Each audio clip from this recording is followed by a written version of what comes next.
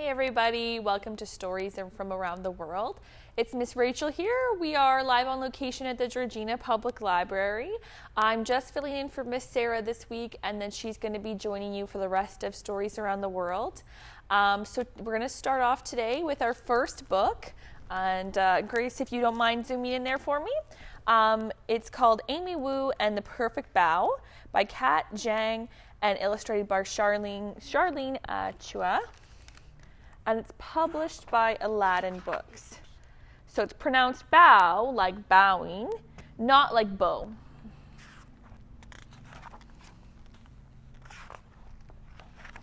Can you see it okay? Perfect. Amy can do a lot of things. She can brush her teeth, she can tie her shoes, she can even do both at once. Sort of. But there's one thing Amy cannot do. She cannot make the perfect bow. Sometimes they come out too small and sometimes they're too big. Sometimes she adds too much filling, sometimes not enough filling, and sometimes they fall apart before they even get in her mouth. Amy's mom and dad make the perfect bow, and so does her grandma.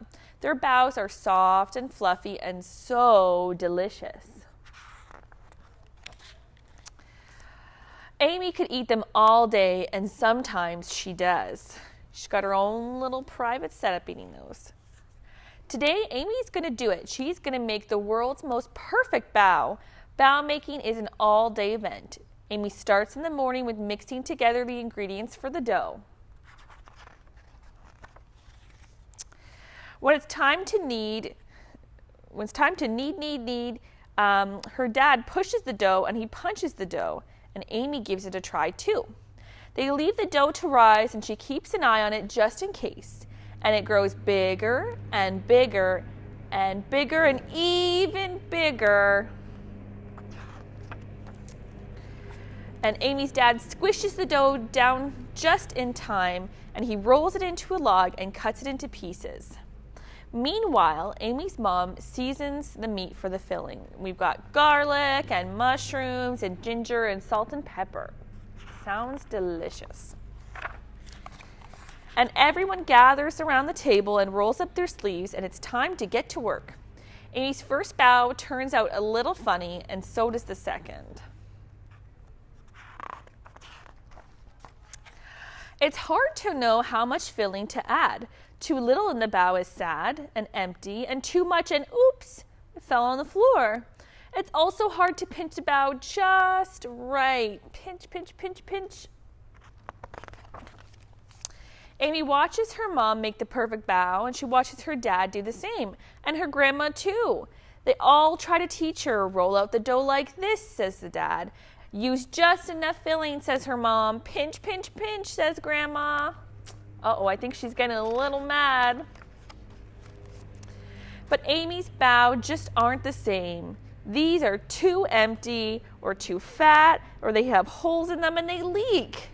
Maybe today won't be the day after all. Maybe Amy just can't make the perfect bow.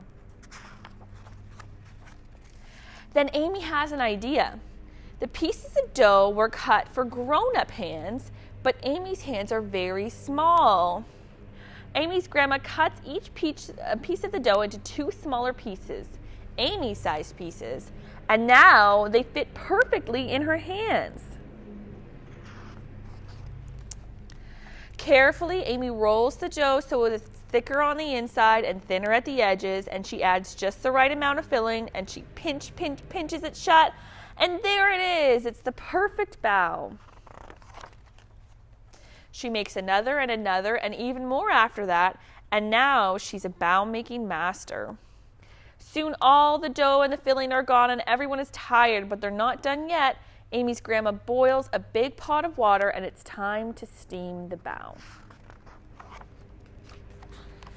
Amy keeps an eye on the steamer just in case. All her perfect bow and the little imperfect ones too are snug inside. The bow are done, and her mom lifts the steamer, and whoosh, out comes a puff of steam, and she can't see anything at all. The steam clears, And there's Amy's perfect bao. They're not too big, they're not too small, and they have just the right amount of filling and they don't leak. They're so soft and fluffy and so delicious. Amy eats one and then another, and then she eats one of the not so perfect ones. And you know what? It tastes just as good.